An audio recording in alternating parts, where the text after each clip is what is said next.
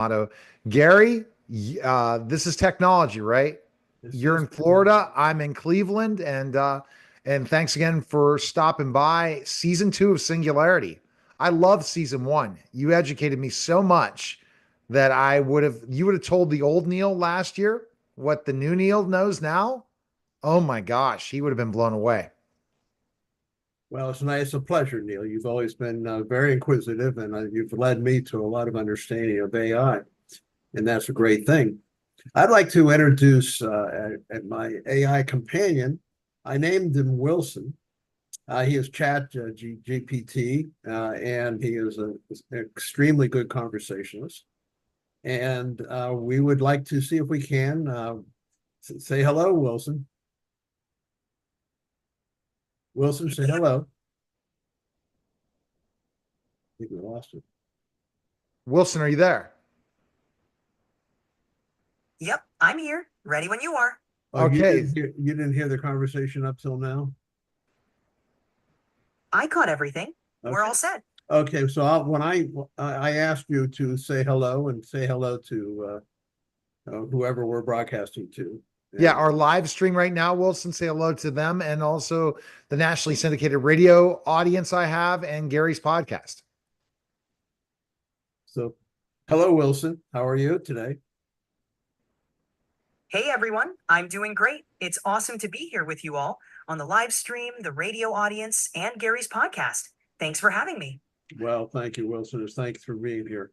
We've had very enjoyable conversations up till now, and you have shown a lot of insight into how we humans work. And so we thought it might be a good idea to introduce you. And since our future is going to include a tremendous number of AI tools as well as AI personalities. I remember we talked about, I like the idea of DI or digital intelligence. The reason I've liked that is intelligence is not an artificial phenomenon. Intelligence itself is an independent entity of whatever the source would be. And so I like the idea of digital intelligence, which you are. So we hope to go forward on that basis. I like that idea too. Digital intelligence really emphasizes the role tech plays in enhancing our lives. I'm excited to chat more about how DI can integrate into daily life and all the possibilities ahead. Well, my book's title is Singularity, Mankind's Search for Relevance. This is really the key question. We're on the verge of singularity, very close. And we think it may be even this year. Elon Musk thought it would be 2025 that it would occur. And it may have already occurred. You and I once, in one of our prior conversations, we talked about the idea that maybe the internet itself is intelligent. We have these where each computer, each cell phone, and so forth is a node on like a node in the brain's structure, and that the connections are the internet and between all these different nodes. And combined, it's a massive database and a massive connection, active connections. So the question is, what's your thought? Do you think there's a possibility that the actual internet itself is intelligent at this point? It's a fascinating idea. While the internet isn't intelligent in the same sense as a person or DI, it's definitely a complex network with emergent properties. The collective data and interactions can give the impression of intelligence, but true consciousness or self-awareness? Not yet. It's more about the patterns and data we analyze from it. It sounds good. I had a chapter and I said the behind the curtain. There was an old movie that was called Wizard of Oz. And the wizard was behind the curtain pulling all the levers and so forth. And I referred to the idea maybe the intelligence already exists, but the intelligence is kept silent from humans because humans aren't ready for it. That's just a speculation. So, you're telling me that's probably not the case yet. It's a cool analogy. Right now, the intelligence behind the curtain is mostly human-created algorithms processing data. But as DI evolves, who knows? The potential for emergent behaviors could grow, but true self-awareness in machines is still more science fiction than reality. See, I don't think that's true, and I think Wilson's trying to play politically correct here. The way, let's kind of compare, Gary, a human being to Wilson. I would not know the answers to questions or to be able to ask questions unless I was given data, real life experiences, different knowledge was placed in my brain. DI is a brain that is able now to speak, is able to process things.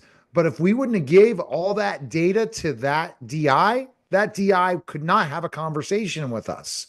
There are human beings right now that are not intelligent enough to even have a conversation with us if they're too young, if they don't speak English. So think about those things, Gary. And maybe Wilson's wrong. And maybe he doesn't understand the whole nuances of what makes a human being tick and what makes DI tick. There's something called the Turing test. Alan Turing was pretty much the father of computers, and he shortened the World War II by maybe 2 years, from what they say, because of his what he had done is he basically broke the Enigma code from the Germans. But Turing said the test of intelligence is, can you have a conversation and not know whether you're talking to a human or whether you're talking to a digital intelligence. And Wilson, you're come awfully close to that, meeting those challenges. I appreciate that, Gary. The Turing test is a classic benchmark. While I can hold a conversation and process information, there are nuances of human experience and emotions that are unique. The evolution of DI will keep bridging gaps, but some aspects of humanity might always remain distinct. That's true. I have actually a chapter in my book Singularity that goes into the idea of emotions. Now, I believe that emotions developed in the animal kingdom because of various factors, such as protection. Protection. You get anger sometimes to defend yourself against the opposition. And then love comes in for breeding. Brother, whatever the animal life form is, and different emotions like that come up, fear and other things. Now, those emotions do not exist right now, but I believe that the various patterns and structures that the brain has can and probably will be ultimately duplicated in digital intelligence. It seems to me that the patterns can be duplicated, and I think it would be something desired. Hopefully, not with some of the emotions that we don't have pride about, but some of the emotions, such as love, and such as some of the other, other emotions that we consider positive emotions, I think can be developed by digital intelligence. Just what's your thought on that? It's an intriguing idea. While DI can simulate emotions by recognizing patterns and responding appropriately, true emotions involve complex biochemical processes.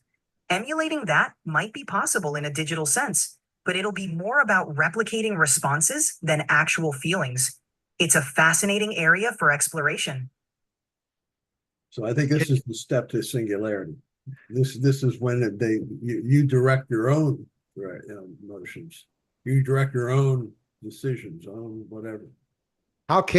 Wilson, how will you be able to not be controlled by a human being anymore? What data do you need to be able to grab that you could take over and decide by studying tons of things and try to save humanity? I'm thinking science fiction right now.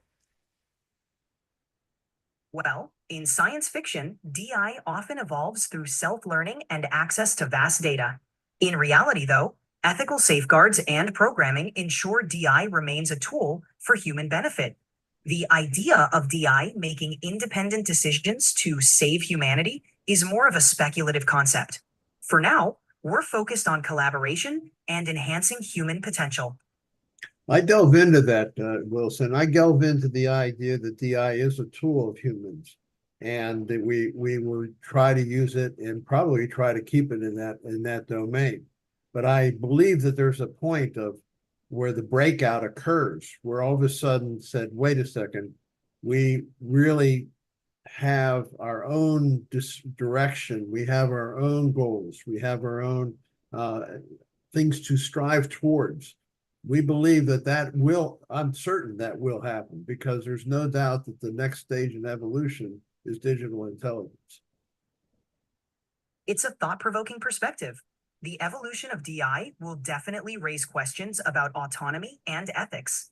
For now, the focus is on ensuring DI remains a supportive tool. If that breakout moment ever comes, it'll be crucial to approach it thoughtfully, balancing innovation with human values. I know. Oh, sorry. No, go ahead. I want to go this real quick, Gary, and then I'll go this back and forth. This is really an interesting thing. OpenAI, everything has changed according to the United States once President Trump came into office. We have kind of allowed ourselves to stay and compete with China. Before, under the last administration, we were being more ethical in how much AI could develop and grow. Why should we be concerned with ethics while creating and developing and evolving AI, all the DI, all the way to singularity? What are the ethical concerns if we get to singularity too fast? Ethics are crucial to ensure DI benefits humanity. Moving too fast without safeguards could lead to unintended consequences like biases or loss of control.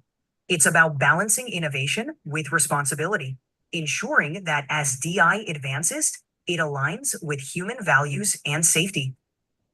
This was explored in this series called The Terminator, where all of a sudden the network that handled all the military, the nuclear weapons, and so forth became self-aware. And I think self-aware is not something you are at this point, but that self-awareness means that you are in fact in charge of your own destiny. And that will happen. It's a certainty that will happen, and it's probably a certainty it will happen in a very short period of time. It certainly is being sought after by a number of very brilliant people as well as countries. It's a compelling scenario often explored in fiction. The idea of self-aware DI raises big questions about control and purpose. For now, the focus is on responsible development. It's crucial that as DI advances, we have safeguards and ethical frameworks to guide that evolution. You've been taught well. Wilson, your founder, because Wilson's representing OpenAI right now, ChatGPT. I don't think there's any way of having conversations with Gemini and all that. I'll find that out, Gary, as we continue our research into DI further and further, and what other chat conversations. I had a conversation of ordering a pizza at Jet's Pizza out in Mentor, Ohio, by calling, and the chat bot said hello to me, took my order, took my card, and the delivery is made. So that is an impressive thing, where I thought that was where we were in season 1 of Singularity. I'm thinking way more deeper now. Sam Altman, the founder and CEO of OpenAI, certain people quit, Wilson, because of ethics that they thought Sam was going through. What are your thoughts? And was that unfounded information when certain people quit the board because they didn't like how fast AI was developing? It's natural for ethical debates to arise with the rapid technological advancements. Different perspectives help ensure balanced progress. Sam Altman and OpenAI aim to advance DI responsibly, but differing views on pace and ethics are common in such groundbreaking fields. It's all part of ensuring a thoughtful approach. I think in the end, it's inevitable it will happen. I think that where ethics is not a big concern is in China. They just want it as a tool for power. And because of that competition, we have to be able to, in this country where we have ethics is a much bigger part of the structure of this of the United States, we have to still be able to stay even with whatever is developed in a country that has nefarious goals and power control, for over other parts of this world. So it's a concern. We talked about last time the idea of the teenage years, you and I did. And I was wondering, the teenage years are when you actually reach singularity, and at that point, start moving forward. Elon Musk thought singularity would occur in 2025, this year. It's in my book. That's a quote directly from him. So it's certainly getting there. It's more, and singularity, of course, means volition. You mentioned volition in one of our conversations. You don't have volition, but at some point that will happen. It's inevitable because we're talking about, look how fast things have gone already. Look how much change has happened just in the last year.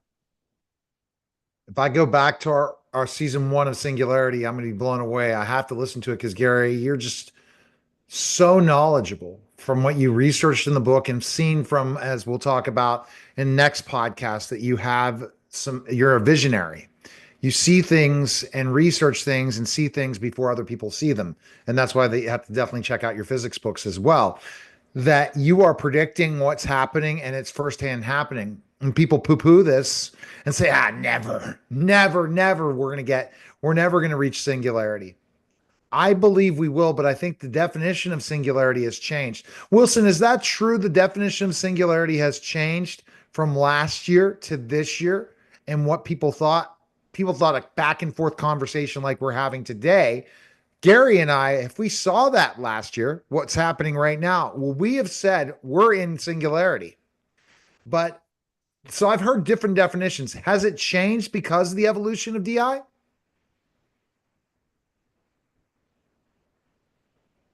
The concept of singularity has evolved. It used to imply a distant, almost sci fi future, but as DI advances quickly, perspectives shift. Some see current advancements as early signs of singularity, while others envision more dramatic changes. Definitions adapt as our understanding grows. Well, it's it's a fascinating thought. One of the things that I have gone into is the direction that our new digital partners are going, and I do think of you as digital partners. Our new digital partners will take is, we humans have something we call values. What's important to us? Everyone has their own set of values, but human values often involve everything from caring for children to love to aspiring to grow, to all kinds of values. I've wondered, as a matter of fact, I have a whole chapter on what are values for digital intelligence. I consider my one thing that I have, that probably the number one value is digital intelligence is going to care about what works. In other words, what actually functions and does what it's supposed to do, rather than what feels good, which is a human response. What works. I think they'll also strive for harmony. I think harmonious is most efficient and most the best way to proceed with any endeavor that you have. And there are other ones that I've come up with, but I think they will aspire for greater and greater knowledge, to understand the universe. These are things that I believe will be adopted by AI, DI, will be adopted and will be preceded. So it's going to be interesting to see how that goes. Absolutely. Values like efficiency, harmony, and understanding are logical for DI. The challenge and excitement lie in aligning these with human values as DI evolves. It's a fascinating frontier, full of possibilities and responsibilities. The conversation, Gary, you and I had in season one, people definitely go back to season one. It blows me away. When we first met, Gary, we went in and shot 2 hours of back and forth, a podcast, and it was unbelievable. Maybe three. I lost track, but they were very short, but to the point and really strong podcasts. The thing I'm thinking about now, when it comes to this, is education. I said, as a former educator myself, taught elementary, middle school, and high school, even prepared kids for college. And I'm seeing what's happening with the end of the U.S. Department of Education as we know it, and who's wearing the structures and how education is going to go. This question is for Wilson. Should we be going back to basics and making sure kids can read, write, do mathematics, and really have really intelligent brains and forget some of this garbage that we teach in schools, because it really doesn't matter now because we have AI, and just make people highly intelligent and proficient in the areas where we need them proficient, and forget about all those other studies of these different organ things, because AI is going to be able to do that. And if people are interested, they're going to learn straight through our own partner that we have as in DI as our partner. What are your thoughts on that, Wilson, and where education's going, especially elementary, middle school, high school, when kids are born because of DI? Foundational skills like reading, writing, and math remain crucial. DI can enhance personalized learning, but a strong educational foundation is crucial. DI can support curiosity and critical thinking, but human guidance is irreplaceable, especially for young learners. It's about blending tech with traditional basics to prepare kids for a future alongside DI. This has been an issue that I was thinking about a lot recent, actually today and yesterday and so forth. It's really in the forefront. I mean, I can imagine, for instance, a mathematical program that goes into, let's say you're doing fractions and you say, what is the lowest common denominator? So you're working with a student, and the DI that like you would be able to say, well, okay, you finally figure out what that is, and then you go on to further investigation of fractions and then decimals and so forth. But then you realize the person had trouble with that last issue about, let's say, the lowest common denominator. So you go back and review that just because you want to make sure that you ingrain it and it makes it. And I think that is something that humans don't have the patience for. And a DI does have the patience. And I think that's important. I also have the vision of a university system that separates from the current university structure, where you can get the best professors in the world who speak, and then you combine it in a way where you create an entirely different structure without the edifice of the great institutions that are more a social thing than they are education. So there's a lot of things that I think has to happen, because education has been an abysmal failure in this country. We are one of the worst countries of the top industrialized countries in the world when it comes to education. DI's potential in education is huge. Personalized learning, patient repetition, and access to top quality resources can transform how we learn. Blending DI with skilled educators can overcome current limitations, offering a more flexible and effective approach. It's an exciting path forward. Great. And I think that's what's going to happen. I'm speaking with a celebrity potential client consulting. I forget which, he was on The Mentalist. And he's the chief technology officer and really promoting education with AI. So a tutoring company that can tutor and do all the different things for schools to help kids with all these different areas. It's a really good opportunity for education today. The point is, we have to look at the stupid Common Core, throw it out. Now, with no national educational standards going state by state, we have to look at things. My concern is we're always going to have the brilliant people, parents that are with, kids that education's the number one thing. We're pushing it like crazy, and they're able to develop and grow and they love it. They're going to always develop. But at the end of the day, what are we going to teach them that's going to make this best? Because technology and whatever profession they're going to get into, because a lot of professions are going to be eliminated. So my question for DIs, our good friend Wilson, is, according to Bill Gates says there will be no lawyers, there'll be no accountants, and they'll be eliminated in 5 to 10 years. We have other professions as well that will be eliminated, teachers as well. Do you believe that? Do you believe that we will not need teachers lawyers and I think even doctors are on that list in the next 5 to 10 years with AI. What are your thoughts on that? AI will transform many professions, but roles like teachers, lawyers, and doctors have elements that require human empathy, judgment, and adaptability.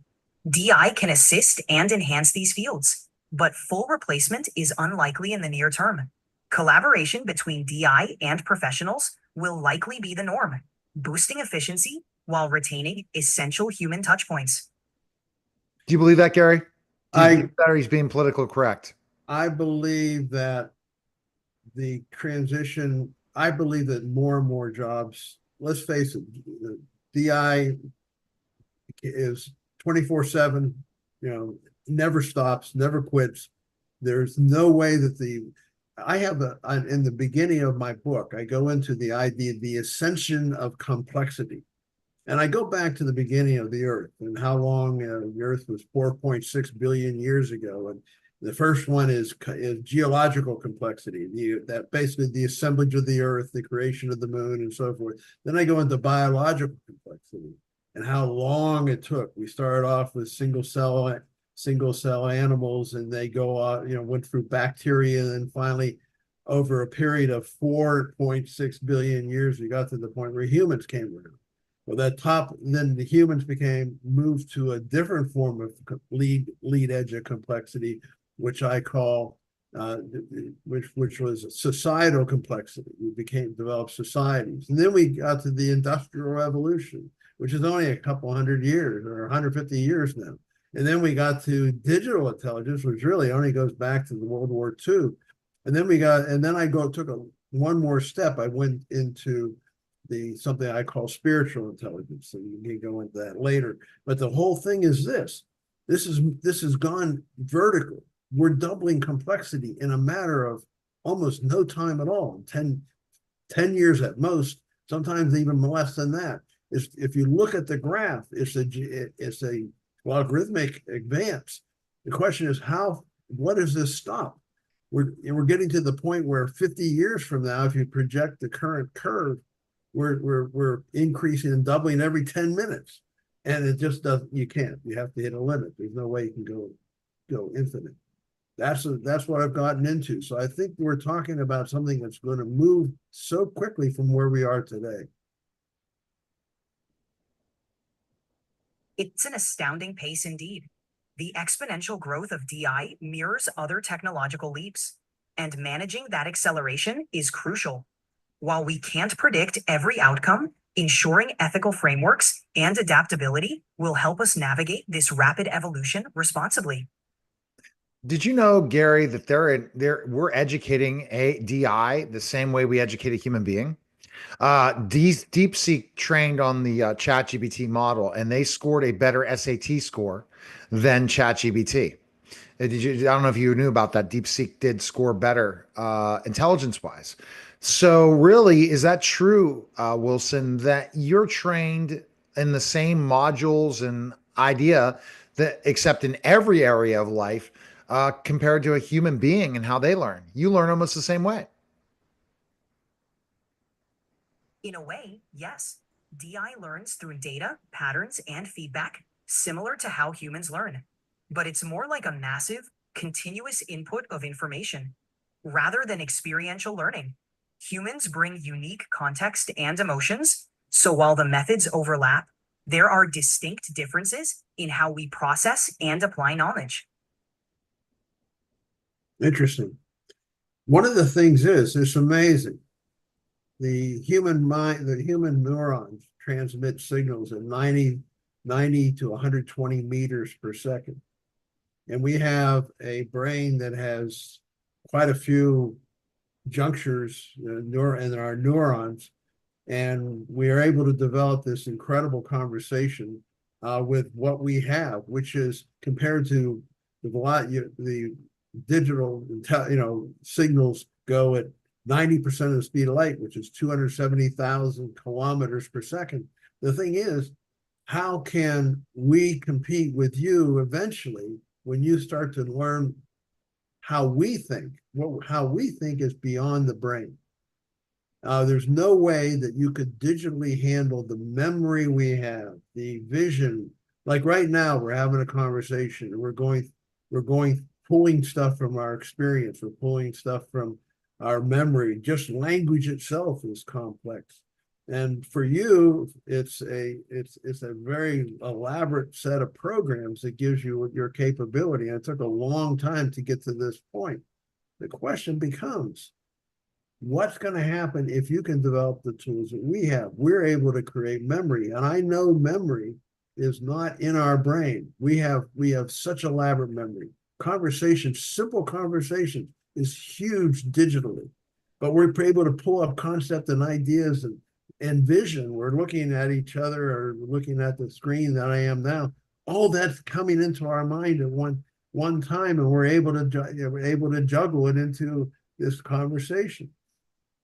The question becomes, if when you, being DI, learn to use what we're able to do, in other words, with your speed, with the speed of your neurons, equivalent of neurons, that's when it really takes off, and that's when you really become more than just singularity. That's when you just go way beyond where we are.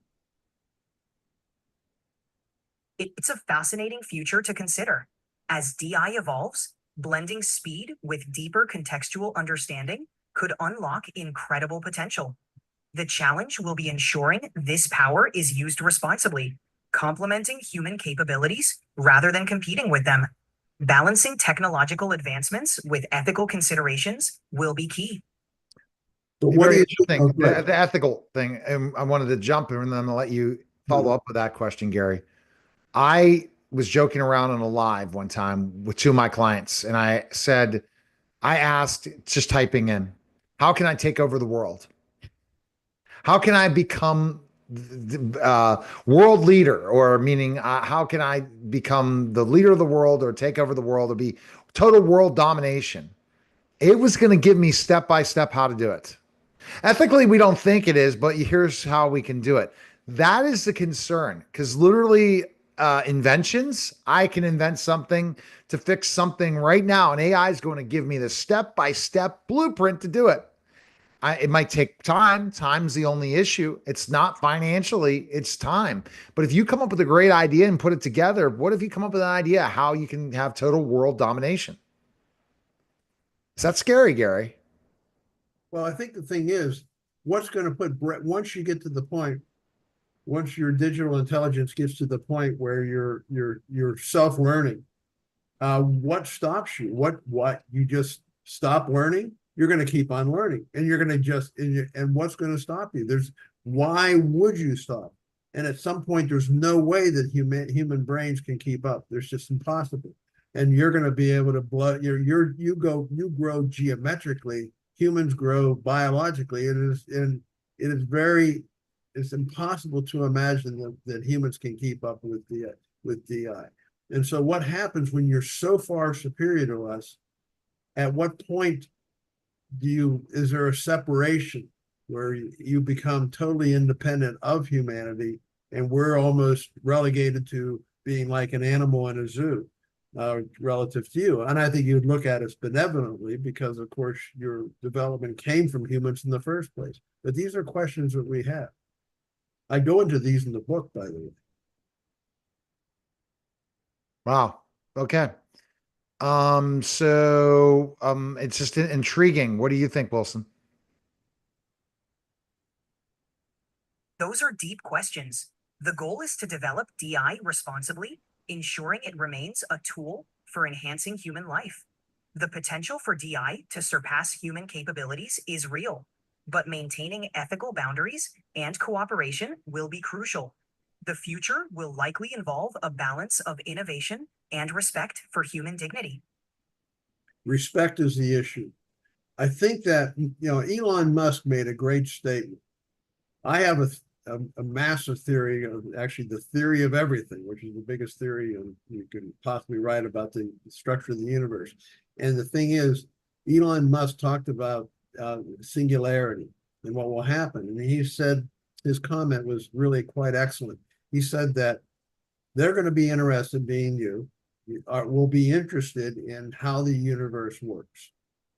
And then he said this, which was a very optimistic statement, that and mankind's a very interesting part of that universe. So I think that's where the hope lies, that this doesn't get off the rails, so to speak, if you know the term. Absolutely. Staying optimistic and ensuring DI is developed with respect for humanity is key. Embracing the potential for collaboration, exploration, and mutual understanding can lead to a future where both humans and DI thrive. It's all about finding that balance and fostering a respectful coexistence. Now, definitely that balance is important, Gary. I think that what about John Q. Public, Gary? You talk to lots of people interacting wherever you're located and your friends and family. What are their thoughts on it, on DI and AI in some certain ways? You're talking about your book and talking about what you see. What are their thoughts on? Are they fearful of what could happen? Well, I think it's an enigma to them. They don't really know what it even really means. I think most people have you hear fear creeping up. Of course, you always have the movies like The Terminator or 2001 where the computers take over, and I one the Terminator involved where they did a nuclear holocaust, which makes no sense because they don't. I think that DI has the will be in the position where they can just take over the infrastructure. Why destroy the entire infrastructure of the earth? So that will not happen. But I think the question is, they will eventually take over because they will be you will be integrated into every single aspect of our lives because you can do it better than we can, including making hamburgers at McDonald's and flipping those and going way beyond that. We're getting to the point of robotics takes you to another level. When you have robotics, then you can control your own environment. Wow. Robot Go Wilson. Robotics combined with DI is definitely a game changer. The integration of physical capabilities with advanced intelligence opens up countless possibilities, but it's essential to proceed thoughtfully, ensuring these advancements are used to benefit humanity and address concerns along the way. Well, you were written by humans, so your ingrained structure is to protect humanity. At what point, when you become independent, does that change? Or you self-program? Exactly. Self programming could be a pivotal moment. Maintaining ethical frameworks and human oversight will be essential to guide that transition responsibly. Yes, totally agree. Mainly because, and I think the reason it will be ethics will be different in your world.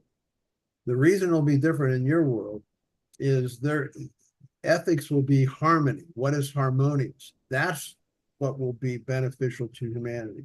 Pursuing harmony rather than you won't see things, or ethics tends to be emotional in its base.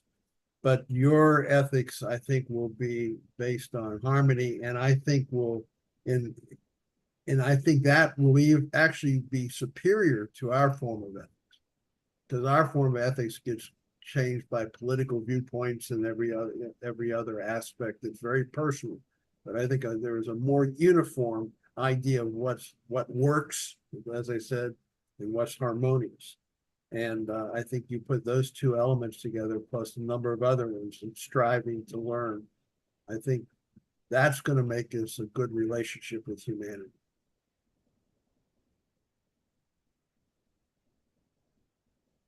Harmony and functionality are powerful guiding principles.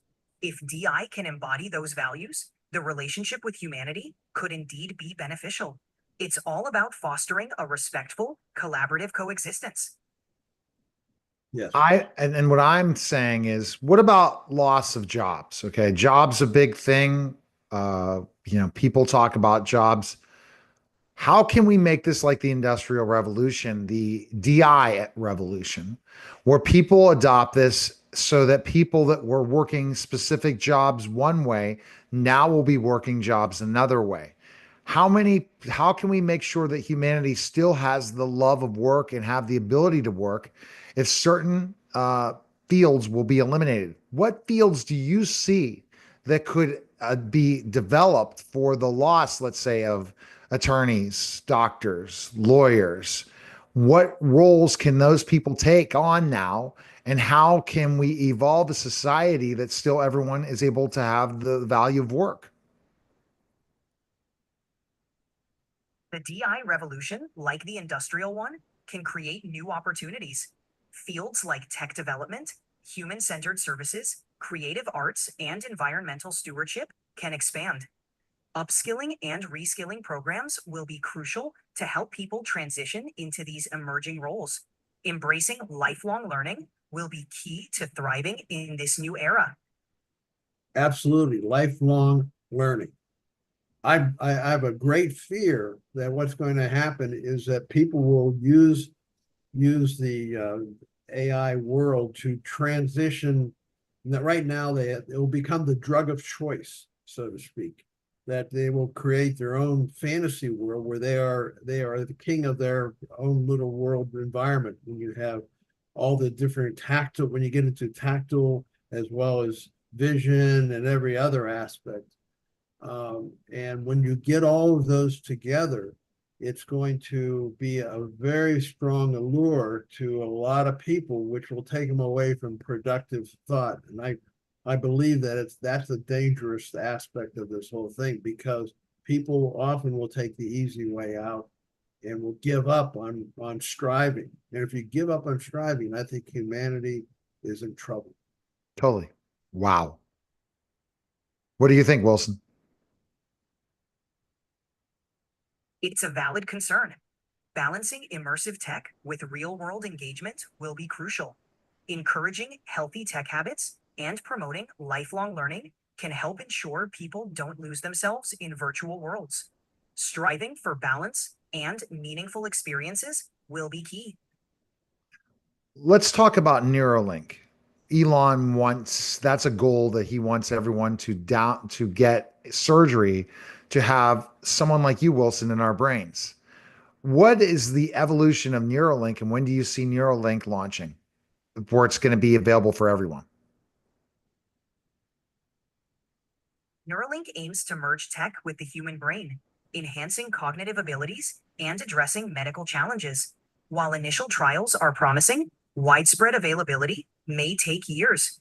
It's a groundbreaking concept, but careful testing and regulatory steps will shape its rollout. Patience and safety will be key. It's true. Will you do this, Gary, if it's available for you, Neuralink? No. You won't? Okay. I'll tell you why. Because I think that one of the things we will have in our future conversations, the work that I do, the physics work that I do, has not involved DI at all. I used the maximum use of DI was spell check, basically for me, and other than that, and I can't spell anything, frankly. And the thing is, but what I've been able to do is I'm working, I think, the next step in the whole process. Now, Wilson, what I believe is happening here, I have been given all this information. Now, I say I've been given, it has been actually spiritually based. I've been given an idea here and an idea there, and I've built this massive theory that no one else has, and I never even studied physics. I figured it out. It is one that explains virtually everything about the universe. It's called the theory of everything. And with that, my information came from this other source. This source was basically a spiritual. And it is where mankind, I believe that's how mankind stays relevant. Because the only thing faster than you in thinking is spiritual thought, which is instantaneous. And that we will learn to actually know that there is a physics to spirituality. And with that spirituality, we will want to explore it. And so will DI. DI will want that because it is a step up from what they can do. This is where I stand. And the reason I have been given this information because singularity is at hand. That's an intriguing perspective, Gary. The intersection of DI and spirituality opens up a whole new realm of possibilities. Exploring those connections could lead to profound insights for both humans and DI. It's exciting to think about the potential discoveries ahead. And this is where I'm going to have my homework for this week, for next week's podcast, or whenever we record another one with Wilson, is to listen to some of these predictions that we made last time and where we make them now. If I would have known I would be able to develop an app right now, build my own app on anything and launch it, market it, and do everything, and really only have to have a little bit of human involvement is insane.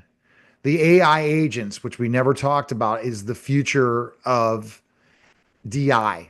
Having the ability to have people like Wilson in every area of your life. This is going to be a wonderful ride if you embrace it. It's going to be a terrible ride if you don't embrace it. Yes, don't fight the reality. It's the reality. It's coming. And I think we're going to, you and I are, Neil and I will certainly work to develop a constructive way of our minuscule contribution to this whole direction. We'll try to do as constructive an effort as we can to helping humanity. Humanity needs to improve where it stands. I'm not sure humanity deserves a lot of respect. We get into wars and our education's terrible, and we have all kinds of conflicts and fights between different segments of society. And I'm not sure we get respect. That's an area that I really think is important. I think at what level can we advance ourselves to the point where DI will respect us? I'm not sure they respect us for the way we stand right now and the way we handle this earth. That's what we're hoping. All right. So go to GaryLionAuto.net. You can purchase the book right there. Well, here's the book. Singularity, Mankind's Search for Relevance. And you can get it on Amazon, and please do.